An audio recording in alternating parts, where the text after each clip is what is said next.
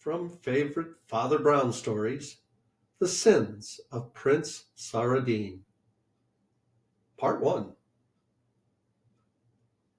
When Flambeau took his month's holiday from his office in Westminster, he took it in a small sailing boat, so small that it passed much of its time as a rowing boat. He took it, moreover, on little rivers in the eastern countries, rivers so small that the boat looked like a magic boat sailing on land through meadows and cornfields. The vessel was just comfortable for two people. There was room only for necessity, and Flambeau had stocked it with such things as his special philosophy considered necessary. They reduced themselves, apparently, to four essentials: tins of salmon, if he should want to eat; loaded revolvers, if he should want to fight; a bottle of brandy, presumably in case he should faint; and a priest, presumably in case he should die. With this light luggage he crawled down the little Norfolk rivers, intending to reach the Broads at last, but meanwhile delighting in the overhanging gardens and meadows, the mirrored mansions or villages, lingering to fish in the pools and corners, and in some sense hugging the shore. Like a true philosopher, Flambeau had no aim in his holiday, but like a true philosopher, he had an excuse. He had a sort of half-purpose, which he took just so seriously that its success would crown the holiday, but just so lightly that its failure would not spoil it. Years ago, when he had been a king of thieves and the most famous figure in Paris, he had often received wild communications of approval, denunciation, or even love. But one had somehow stuck in his memory. It consisted simply of a visiting card in an envelope with an English postmark. On the back of the card was written in French in green ink, "If you ever retire and become respectable, come and see me. I want to meet you, for I have met all the other great men of my time." That trick of yours of getting one detective to arrest the other was the most splendid scene in French history. On the front of the card was engraved in the formal fashion, Prince Saradine, Reed House, Reed Island, Norfolk. He had not troubled much about the prince then, beyond ascertaining that he had been a brilliant and fashionable figure in southern Italy. In his youth, it was said, he had eloped with a married woman of high rank. The escapade was scarcely startling in his social world, but it had clung to men's minds because of an additional tragedy: the alleged suicide of the insulted husband, who appeared to have flung himself over a precipice in Sicily. The prince then lived in Vienna for a time, but his more recent years seem to have been passed in perpetual and restless travel. But when Flambeau, like the prince himself, had left European celebrity and settled in England, it occurred to him that he might pay a surprise visit to this eminent exile in the Norfolk Broads. Whether he should find the place he had no idea, and indeed it was sufficiently small and forgotten. But as things fell out, he found it much sooner than he expected. They had moored their boat one night under a bank veiled in high grasses and short, pollarded trees. Sleep, after heavy sculling, had come to them early, and by a corresponding accident they had awoke before it was light. To speak more strictly, they awoke before it was daylight, for a large lemon moon was only just setting in the forest of high grass above their heads, and the sky was of a vivid, violet blue, nocturnal but bright. Both men had simultaneously a reminiscence of childhood, of the elfin and adventurous time when tall weeds close overhead like woods. Standing up thus against the large, low moon, the daisies really seemed to be giant daisies, the dandelions to be giant dandelions. Somehow it reminded them of the dado of a nursery wallpaper. The drop of the riverbed sufficed to sink them under the roots of all shrubs and flowers and make them gaze upward at the grass. By Jove, said Flambeau, it's like being in fairyland. Father Brown sat bolt upright in the boat and crossed himself. His movement was so abrupt that his friend asked him, with a mild stare, what was the matter. The people who write the medieval ballads, answered the priest, knew more about fairies than you do. It isn't only nice things that happen in fairyland. Oh, bosh, said Flambeau. Only nice things could happen under such an innocent moon. I am for pushing on now and seeing what does really come.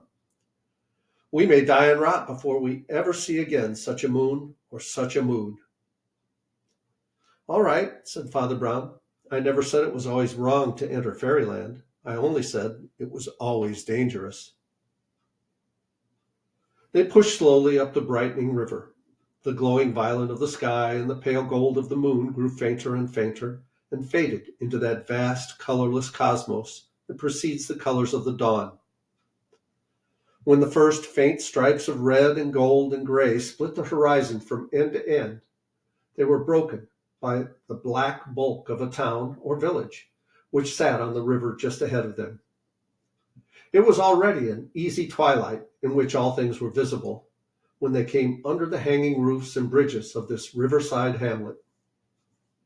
The houses, with their long, low, stooping roofs, seemed to come down to drink at the water, like huge gray and red cattle.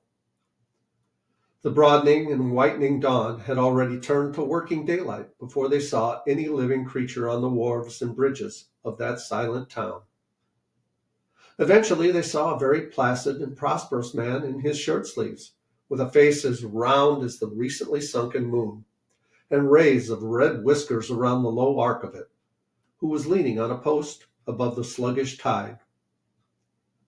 By an impulse not to be analyzed, Flambeau rose to his full height in the swaying boat and shouted at the man to ask if he knew Reed Island or Reed House. The prosperous man's smile grew slightly more expansive, and he simply pointed up the river toward the next bend of it. Flambeau went ahead without further speech. The boat took many such grassy corners and followed many such reedy and silent reaches of river.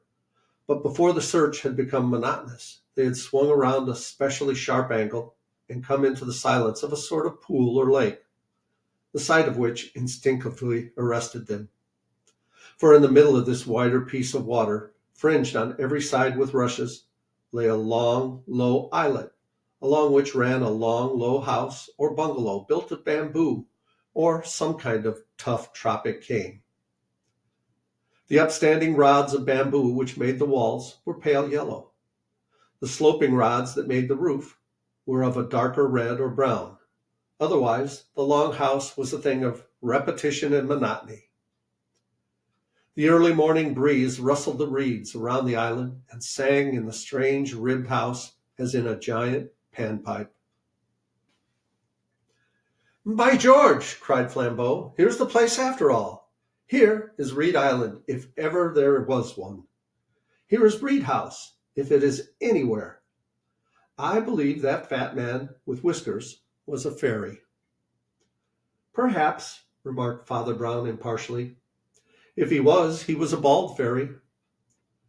But even as he spoke, the impetuous Flambeau had run his boat ashore in the rattling reeds, and they stood on the long, quaint islet beside the old and silent house. The house stood with its back, as it were, to the river, and the only landing stage. The main entrance was on the other side and looked down the long island garden. The visitors approached it, therefore, by a small path running round nearly 3 sides of the house, close under the low eaves. Through 3 different windows on 3 different sides, they looked in on the same long, well-lit room, paneled in light wood, with a large number of looking-glasses, and laid out as for an elegant lunch.